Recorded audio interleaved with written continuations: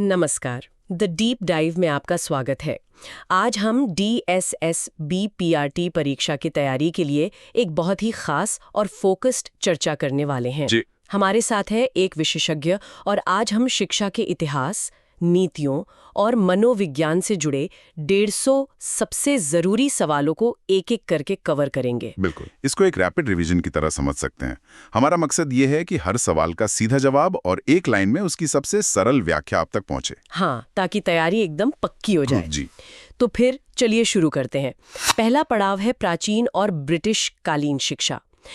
पहला सवाल, वैदिक काल में शिक्षा की पद्धति कैसी थी? जवाब है मौखिक, यानी कि ओरल। अच्छा। उस समय सारा ज्ञान गुरु शिष्य परंपरा में बोलकर ही दिया जाता था। लिखने की कोई प्रथा नहीं थी। ठीक है। अगला सवाल, 1835 के संकल्प में लॉर्ड बेंटिंक ने किस भाषा को दरबारी भाषा के रूप में समाप्त कर दिया था? उन्होंने फारसी यानी पर्शियन को समाप्त किया। ओके। अंग्रेजों ने क्या किया कि प्रशासन और अदालतों की मुख्य भाषा के तौर पर फिर अंग्रेजी को लागू कर दिया था। और मैकाले का वो जो एक बड़ा मशहूर सिद्धांत था, वो कौन सा था? हाँ, वो था निस्यंदन सिद्धांत। Downward filtration theory. बिल्कुल। इसका सीधा सा मतलब था कि भाई पहले समाज के जो ऊंचे तबके हैं उन्हें पढ़ाओ और फिर शिक्षा उनसे छनकर मतलब एक तरह से फिल्टर होकर आम लोगों तक अपने आप पहुंच जाएगी। भारतीय शिक्षा का मैग्ना कार्टा किसे कहा जाता है? ये सवाल तो बहुत बार आता है। जी, ये वुड्स डिस्पैच 1854 को कहा जाता है। अच्छा। जी हाँ। ये भारतीय शिक्षा के लिए पहली, आप कह सकते हैं, एक विस्तृत और कॉम्प्रिहेंसिव योजना थी जिसने पूरी व्यवस्था की नींव रखी। 1813 के चार्टर एक्ट में शिक्षा पर कितना खर्च करने का प्रावधान था? 1,00,000 रुपए। और ये पहली बार था जब ब्रिटिश सरकार ने भारतीय शिक्षा के लिए आधिकारिक तौर पर कोई रकम तय की थी। ये आंकड़े भी बहुत जरूरी हैं। स्वतंत्रता के समय यानी 1947 में भारत में कितने प्राथमिक स्कूल थे? उस समय केवल 8,413 प्राथमिक स्कूल थे। बस। हाँ, जो दिखाता है कि शिक्षा की पहुंच कितनी सीमित थी। और विश्वविद्यालय कितने थे विभाजन के समय? सिर्फ 19 कार्यरत विश्वविद्यालय थे। ये भी उच्च शिक्षा के बहुत कम अवसरों का एक संकेत है। रामकृष्ण मिशन की स्थापना 1897 में किसने की? इसकी स्थापना स्वामी विवेकानंद ने की थी। उन्होंने अपने गुरु रामकृष्ण परमहंस के नाम पर ही समाज सेवा और शिक्षा के लिए मिशन शुरू किया। और प्राचीन काल में गुरुकुल में प्रवेश के बाद छात्र क्या कहलाते थे? वे द्विज कहलाते थे। द्विज? जी। द्विज का अर्थ है दूसरा जन्म, जो ज्ञान प्राप्ति के बाद उनका एक तरह से आध्यात्मिक जन्म माना जाता था। और ब्रिटिश काल का आखिरी सवाल इस सेक्शन का, उन्होंने शासन के केंद्रीकरण के लिए किस चीज का इस्तेमाल किया? उन्होंने लिखित परीक्षाओं यानी रिटन एग्जामिनेशंस का इस्तेमाल किया। इसके जरिए उन्होंने पूरे देश में एक जैसी प्रशासनिक और शैक्षिक व्यवस्था लागू कर दी। बहुत अच्छे। तो ये था ब्रिटिश दौर। अब आते हैं आजाद भारत पर, जहां संविधान ने शिक्षा की दिशा तय की। तो सवाल है, शिक्षा को समवर्ती सूची में किस संशोधन द्वारा शामिल किया गया? ये 42वें संशोधन जो 1976 में हुआ था, उसके द्वारा किया गया। अच्छा। इसका मतलब यह है कि अब केंद्र और राज्य दोनों ही शिक्षा पर कानून बना सकते हैं। और भारत के संविधान के अनुसार हिंदी का दर्जा क्या है? देखिए, हिंदी भारत की आधिकारिक भाषा, ऑफिशियल लैंग्वेज है, राष्ट्रभाषा नहीं। ये एक बहुत महत्वपूर्ण बात है। जी। अच्छा, संविधान के किस अनुच्छेद में देवनागरी लिपि में लिखी हिंदी का उल्लेख है? इसका उल्लेख अनुच्छेद 343(1) में मिलता है। और संविधान की 7वीं अनुसूची की जो तीसरी सूची है, उसका नाम क्या है? उसी का नाम समवर्ती सूची कंकरेंट लिस्ट है, जिसमें शिक्षा भी शामिल है। अनुच्छेद 28 का संबंध किससे है? इसका संबंध कुछ शिक्षण संस्थानों में धार्मिक शिक्षा की स्वतंत्रता से है। और मौलिक अधिकारों का वर्णन संविधान के किस भाग में है? ये भाग 3 में किया गया है, यानी अनुच्छेद 12 से 35 तक। शिक्षा के अधिकार से जुड़ा सबसे महत्वपूर्ण अनुच्छेद 21A, इसका संबंध किससे है? इसका संबंध है 6 से 14 वर्ष के बच्चों के लिए मुफ्त और अनिवार्य शिक्षा से। और अनुच्छेद 45 का? इसका संबंध 6 वर्ष से कम आयु के बच्चों की देखभाल और शिक्षा से है, जिसे हम अर्ली चाइल्डहुड केयर भी कहते हैं। तो शिक्षा राज्य सूची से समवर्ती सूची में किस साल आई, एक बार फिर से बताएंगे? ये साल 1976 में आई थी, 42वें संशोधन के तहत। ठीक है। राष्ट्रीय शिक्षा दिवस 11 नवंबर, ये किसकी जयंती पर मनाया जाता है? ये भारत के पहले शिक्षा मंत्री मौलाना अबुल कलाम आजाद की जयंती पर मनाया जाता है। चलिए, संविधान पर ही अपनी पकड़ और मजबूत करते हैं। कौन सा अनुच्छेद कानून के सामने समानता की गारंटी देता है? ये है अनुच्छेद 14। सी और एसटी समुदायों के शैक्षिक हितों का ध्यान किस अनुच्छेद में रखा गया है? इसका प्रावधान अनुच्छेद 46 में किया गया है, जो कि एक नीति निर्देशक तत्व है। समानता का अधिकार ये किन अनुच्छेदों के समूह में आता है? ये अनुच्छेद 14 से 18 के अंतर्गत आता है। और अनुच्छेद 22 वो हर गिरफ्तार व्यक्ति को क्या गारंटी देता है? ये कुछ मौलिक अधिकारों की गारंटी देता है, जैसे कि गिरफ्तारी का कारण जानने का अधिकार। संविधान के अनुसार बालक किसे माना गया है? 18 वर्ष से कम आयु के हर व्यक्ति को बालक माना गया है। बच्चों के अधिकारों में क्या क्या शामिल है? इसमें देखिए, उचित स्वास्थ्य सेवाएं, जीवन का अधिकार और माता पिता का प्यार जैसी कई चीजें शामिल हैं। क्या राज्य धार्मिक आधार पर शिक्षण संस्थानों को मदद देने में भेदभाव कर सकता है? नहीं, अनुच्छेद 30 के अनुसार राज्य ऐसा बिल्कुल भी नहीं कर सकता। और 2002 में संयुक्त राष्ट्र महासभा के विशेष सत्र में कौन सा नारा अपनाया गया था? वो नारा था, प्रत्येक बच्चे के लिए शिक्षा, एजुकेट एवरी चाइल्ड। बेहतरीन। संविधान के बाद अब बात करते हैं उन आयोगों और समितियों की जिन्होंने भारतीय शिक्षा को आकार दिया। सबसे पहले कोठारी कमीशन। इसकी रिपोर्ट का शीर्षक क्या था? शीर्षक था शिक्षा और राष्ट्रीय विकास। इस रिपोर्ट ने पहली बार शिक्षा को देश के विकास का मूल आधार माना था। पड़ोसी विद्यालय यानी नेबरहुड स्कूल्स, ये विचार किसने दिया था? इसकी वकालत भी कोठारी शिक्षा आयोग ने ही की थी। अच्छा, ताकि अमीर गरीब सब बच्चे एक ही स्कूल में पढ़ें। बिल्कुल। 1952-53 के आयोग ने माध्यमिक स्तर पर सह शिक्षा यानी को एजुकेशन के बारे में क्या सुझाव दिया था? सुझाव ये था कि संसाधनों की कमी के कारण लड़के लड़कियों के लिए अलग अलग स्कूल नहीं खोले जा सकते। कोठारी आयोग ने शिक्षा की कौन सी संरचना का सुझाव दिया? उन्होंने 10+2+3 संरचना का सुझाव दिया था, जो कई दशकों तक चला भी। और राष्ट्रीय आय का कितना प्रतिशत शिक्षा पर खर्च करने की सिफारिश की थी?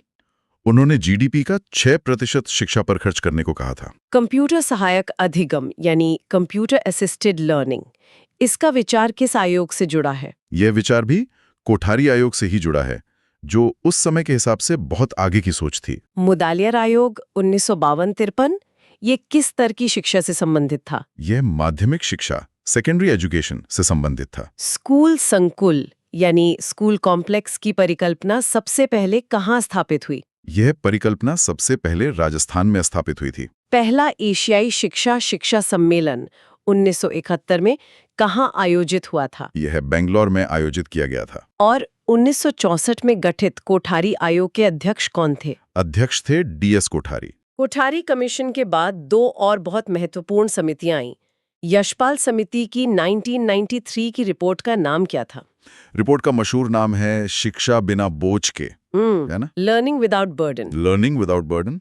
इसका मुख्य फोकस बच्चों के बस्ते का बोझ और रटने का जो तनाव है उसे कम करना था। यशपाल समिति ने बस्ते का बोझ कम करने के साथ और किस पर जोर दिया?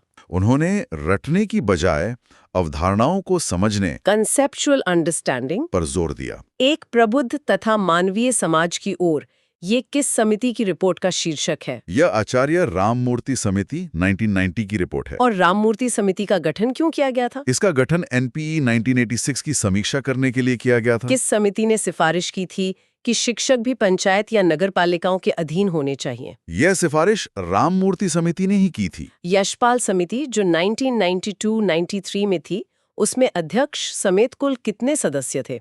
इसमें कुल 8 सदस्य थे। लर्निंग विदाउट बर्डन रिपोर्ट कब प्रस्तुत की गई? ये 1993 में प्रस्तुत की गई थी। 1990s में राममूर्ति समिति ने किस व्यवस्था में बड़े बदलाव की सिफारिश की? उन्होंने पूरी शिक्षा व्यवस्था में ही एक तरह से आमूलचूल परिवर्तन की सिफारिश की थी। यशपाल समिति के अनुसार स्कूली बस्ते का भारी बोझ क्या दर्शाता है? यह नियोजन की कमी, लैक ऑफ प्लानिंग को दर्शाता है, न कि शिक्षा की गुणवत्ता में कमी को।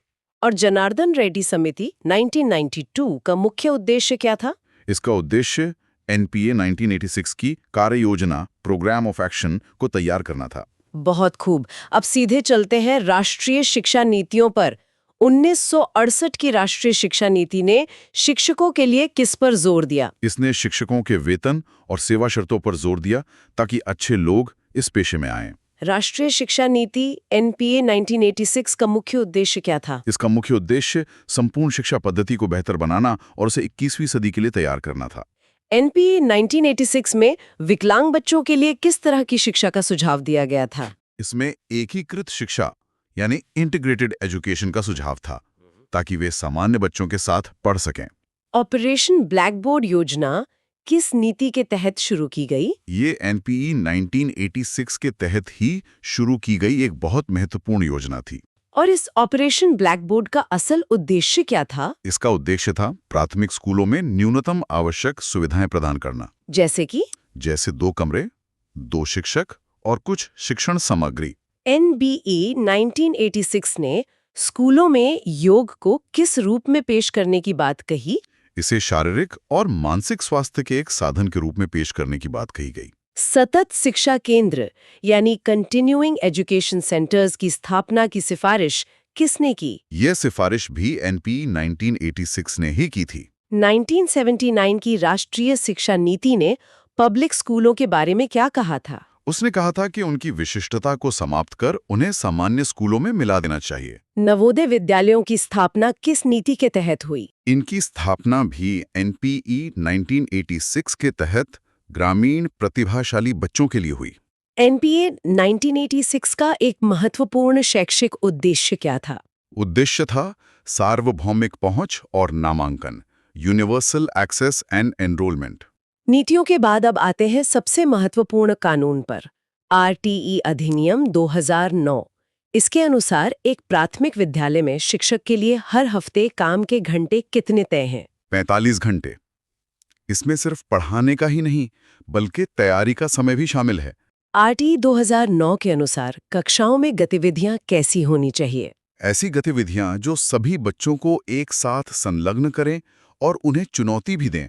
नई शिक्षा नीति 2016 के मसौदे में शिक्षकों के लिए किस पर ध्यान केंद्रित किया गया? इसमें शिक्षकों की पेशेवर नैतिकता और क्षमता पर ध्यान केंद्रित किया गया था। आरटीई अधिनियम देश में कब लागू हुआ? यह 1 अप्रैल 2010 को लागू हुआ था। आरटीई के तहत किस कक्षा तक किसी भी बच्चे को फेल नहीं किया जा सकता था? कक्षा 8 तक।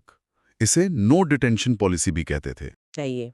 ये अनुपात 1:30 होना चाहिए, यानी 30 बच्चों पर एक शिक्षक। आरटीई अधिनियम के तहत प्राइवेट स्कूलों में गरीब बच्चों के लिए कितने प्रतिशत सीटें आरक्षित हैं?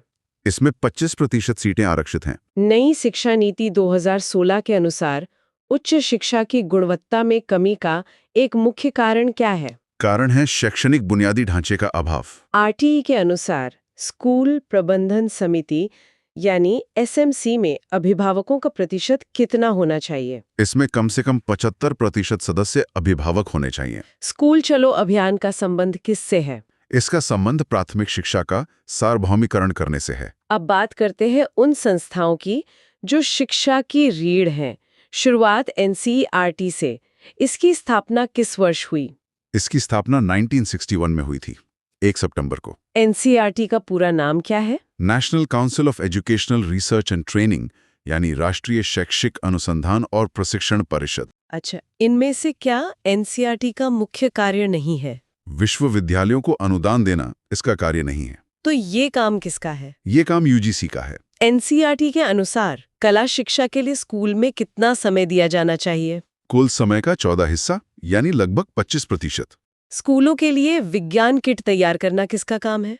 ये काम भी एनसीईआरटी का ही है। राष्ट्रीय प्रतिभा खोज परीक्षा यानी एनटीएसई का आयोजन कौन करता है? इसका आयोजन भी एनसीईआरटी ही करता है। एनसीईआरटी के अनुसार एक प्राइमरी स्कूल में छोटे बच्चों को स्वतंत्र रूप से पढ़ने के लिए कितना समय मिलना चाहिए? उन्हें रोज कम से कम 30 मिनट स्वतंत्र रूप से पढ़ने के लिए मिलने चाहिए। क्षेत्रीय शिक्षा संस्थान यानी आरआईई, ये किसके अंतर्गत काम करते हैं? ये एनसीईआरटी के ही अंतर्गत काम करते हैं। तो फिर एनसीईआरटी का मुख्य उद्देश्य क्या हुआ? इसका मुख्य उद्देश्य स्कूली शिक्षा में गुणात्मक सुधार लाना है। और राष्ट्रीय पाठ्यचर्या की रूपरेखा यानी एनसीएफ कौन तैयार करता है? इसे भी एनसीईआरटी ही तैयार करता है। एनसीईआरटी के बाद अब शिक्षक शिक्षा और उच्च शिक्षा की संस्थाओं पर आते हैं। एनसीटीई का मुख्य ध्યેय क्या है? इसका मुख्य ध्येय अध्यापक शिक्षा प्रणाली में मानकों का विनियमन करना है। एनसीटीई को एक वैधानिक दर्जा कब मिला? इसे 1993 के अधिनियम द्वारा 1995 में वैधानिक दर्जा मिला। एनसीटीई के 1998 की रिपोर्ट में शिक्षक के बारे में क्या कहा गया? कहा गया कि शिक्षक न केवल ज्ञान का प्रसार करते हैं बल्कि नया ज्ञान उत्पन्न भी करते हैं। यूजीसी यानी विश्वविद्यालय अनुदान आयोग, इसकी स्थापना किसकी सिफारिश पर हुई थी?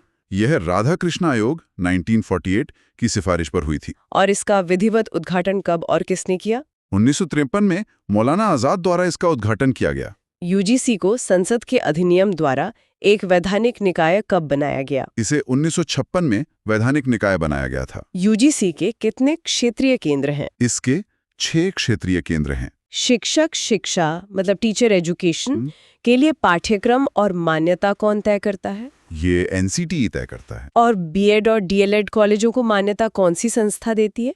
इन्हें एनसीटीई ही मान्यता देता है। उच्च शिक्षा में अनुसंधान को बढ़ावा देना किसका काम है? ये यूजीसी का मुख्य कार्य है। अब चलते हैं शैक्षिक प्रशासन और दूरस्थ शिक्षा की ओर। NUEPA का पूरा नाम क्या है? National university of educational planning and administration यानी राष्ट्रीय शैक्षिक योजना एवं प्रशासन विश्वविद्यालय। और NUEPA मुख्य रूप से किससे संबंधित है? यह शैक्षिक योजना और प्रशासन से संबंधित है। मानव संसाधन विकास मंत्रालय MHRD, इसकी स्थापना कब हुई? इसकी स्थापना 26 सितंबर 1985 को हुई थी। और इसका नाम अब शिक्षा मंत्रालय हो गया है। जी बिल्कुल। NIOS का पूरा नाम क्या है? इसका पूरा नाम है national institute of open schooling. NIOS की स्थापना कब हुई थी? इसकी स्थापना नवंबर 1989 में हुई थी। दूरस्थ शिक्षा का सबसे शुरुआती तरीका कौन सा था? सबसे शुरुआती तरीका पत्राचार था, यानी डाक के जरिए पढ़ाई। किस शिक्षा में सीखने वाला अकेले या समूह में काम करता है? ये दूरस्थ शिक्षा में होता है, जहां सीधा क्लासरूम संपर्क नहीं होता है। IGNO की स्थापना कब हुई? इसकी स्थापना 1985 में हुई थी। पत्राचार शिक्षा को अब किस नाम से जाना जाता है? इसे अब व्यापक रूप से दूरस्थ शिक्षा, डिस्टेंस एजुकेशन के नाम से जाना जाता है। होम स्कूलिंग और ओपन स्कूलिंग किस तरह की शिक्षा के उदाहरण हैं? ये एक गैर औपचारिक शिक्षा के उदाहरण है। चलिए, अब कुछ सवाल बाल विकास और मनोविज्ञान से। NCERT के अनुसार बच्चों में उच्चारण कौशल किस उम्र तक विकसित हो जाता है? यह 4-5 साल की उम्र तक विकसित हो जाता है, जब बच्चे ज्यादातर ध्वनियों को साफ बोलने लगते हैं। सीखना यानी लर्निंग, ये व्यवहार को क्या करता है? यह व्यवहार को संशोधित या परिवर्तित करता है। सीखना पर्यावरण के साथ किस तरह की प्रक्रिया है? ये अंतःक्रिया की एक प्रक्रिया है। कट एंड ड्राइड सिद्धांतों पर आधारित मनुष्य कैसा होता है? ऐसा मनुष्य न तो कुशल होता है और न ही रचनात्मक। शिक्षा में अवरोधन यानी स्टैग्नेशन, इसका क्या अर्थ है? इसका अर्थ है किसी बच्चे का एक ही कक्षा में 1 साल से अधिक रहना। स्कूल छोड़ने मतलब ड्रॉप आउट का एक मुख्य कारण क्या है? इसके मुख्य कारण गरीबी और पढ़ाई में रुचि की कमी है। प्री स्कूल के बच्चों में स्कूल जाने के लिए तैयार होने की दक्षता किस क्षेत्र से संबंधित है? ये संज्ञानात्मक क्षेत्र कॉग्निटिव डोमेन से संबंधित है। बच्चों के शारीरिक कल्याण की गारंटी का क्या मतलब है? इसका मतलब है सुरक्षित, नुकसान से मुक्त और अच्छी स्वास्थ्य देखभाल। आत्मबोध यानी सेल्फ रियलाइजेशन, इसको शिक्षा का उद्देश्य किस दर्शन में माना गया है? ये वेदांत दर्शन का परम उद्देश्य है। और बच्चे का समाजीकरण सबसे पहले कहाँ शुरू होता है? यह हमेशा परिवार में ही शुरू होता है। कार्यक्रम, निश्चित पाठ्यक्रम और एक समय सारणी। और अनौपचारिक शिक्षा कहाँ से प्राप्त होती है? यह परिवार, समाज और जीवन के अनुभवों से अपने आप ही प्राप्त होती है। प्रोजेक्ट विधि किस प्रकार की शिक्षा का हिस्सा है? यह गैर औपचारिक और प्रगतिशील शिक्षा का हिस्सा है। अगर विद्यार्थी आपके पढ़ाने से संतुष्ट नहीं है, तो एक अध्यापक को क्या करना चाहिए? उसे अपना अध्यापन सुधारना चाहिए, जैसे कि कोई रिफ्रेशर कोर्स करके। शिक्षण अधिगम सामग्री TLM, इसकी अवधारणा किस नीति में दी गई? यह अवधारणा NPE 1986 में ऑपरेशन ब्लैकबोर्ड के तहत दी गई थी। क्या सीखना औपचारिक और अनौपचारिक दोनों स्थितियों में होता है? हाँ, ये बिल्कुल सत्य है। स्काउटिंग और गाइडिंग किस प्रकार की शिक्षा है? यह अनौपचारिक और गैर औपचारिक का एक मिला-जुला रूप है। वो शिक्षा जो स्कूल की तरह अकेडमिक होती है पर स्कूल के बाहर दी जाती है, क्या कहलाती है? वह निरौपचारिक या गैर औपचारिक शिक्षा नॉन फॉर्मल कहलाती है। करके सीखना यानी लर्निंग बाय डूइंग, ये किस विधि का मूल मंत्र है? यह प्रयोजनवाद, प्रैग्मेटिज्म का मूल मंत्र है। कक्षा में विविधता मतलब डाइवर्सिटी को एक शिक्षक को किस रूप में देखना चाहिए? इसे एक संसाधन रिसोर्स के रूप में देखना चाहिए, न कि एक समस्या के रूप में। अब कुछ सवाल बालिका शिक्षा और संबंधित योजनाओं पर। सुकन्या समृद्धि योजना किस अभियान के तहत शुरू की गई? यह बेटी बचाओ बेटी पढ़ाओ अभियान के तहत शुरू की गई ताकि बेटियों की पढ़ाई और शादी के लिए बचत हो सके। इस योजना में खाता खोलने के लिए बच्ची की आयु सीमा क्या है? बच्ची की आयु 10 वर्ष से कम होनी चाहिए। मुख्यमंत्री राजश्री योजना जो राजस्थान की है, उसका उद्देश्य क्या है? इसका उद्देश्य बालिकाओं के प्रति समाज में एक सकारात्मक सोच विकसित करना है। सीबीएसई की छात्रवृत्ति योजना 2016 किसके लिए है? ये परिवार की एकमात्र संतान सिंगल गर्ल चाइल्ड के लिए है। 1921 से 1947 के दौरान शिक्षण संस्थानों में लड़कियों के दाखिले में वृद्धि का मुख्य कारण क्या था? इसका मुख्य कारण राजनीतिक प्रबोधन और स्वतंत्रता आंदोलन था। भारत में आजादी से पहले महिला शिक्षा का प्रसार सबसे पहले कहाँ हुआ? इसका प्रसार सबसे पहले शहरों में हुआ था। सीता अनंत रमन ने किस चीज की रूपरेखा निर्धारित की? उन्होंने महिला शिक्षा, विमेन्स एजुकेशन की रूपरेखा निर्धारित की थी। कस्तूरबा गांधी बालिका विद्यालय यानी केजीबीवी योजना ये कब शुरू की गई? यह योजना 2004 में शुरू की गई थी। एनसीईआरटी ने राष्ट्रीय पाठ्यचर्या में किशोर लड़कियों के लिए क्या उपाय सुझाया? उपाय था उनके व्यवहार के बारे में अधिक आत्म जागरूकता पैदा करना। महिला समाख्या कार्यक्रम का मुख्य उद्देश्य क्या था? इसका मुख्य उद्देश्य महिला सशक्तिकरण था। अब हमारा फोकस है समावेशी और विशेष शिक्षा पर।